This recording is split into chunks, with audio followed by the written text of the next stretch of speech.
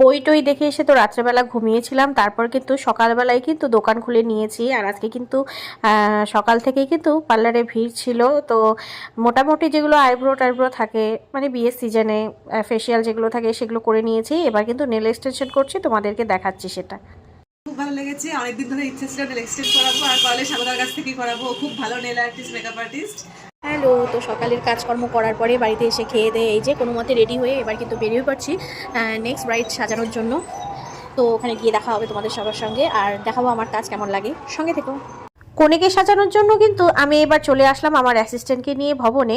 আর এসে দেখি শুধুমাত্র আমি আর ডেকোরেটর সালাররাই কিন্তু এখানে ছিল, মানে বাদ বাকি কেউ কিন্তু এখানে এসে এখনও পৌঁছায়নি। তো ওয়েট করছি কখন আসবে। এদিকে কিন্তু টাইম 2:30টায় দেওয়া ছিল।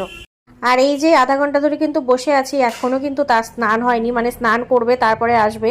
সত্যি টাইমের মধ্যে না আসলে কিন্তু আমাদের ভীষণ প্রবলেম হয়, তাই ভাবলাম আমি একটু ফটো টটো উঠে নিই। আর নেক্সটে কিন্তু আরও আমার পার্টি মেকআপ আছে, জানি না কখন কি করব। তো যাই হোক, অনেকক্ষণ ধরে ওয়েট করে এবার কিন্তু আমরা আমাদের মেকআপ রুমে চলে আসলাম। আর এই রুমটাতেই কিন্তু আমি মেকআপ করব। তো আমার জিনিসপত্র সব কিছু আমি বের করে নিলাম।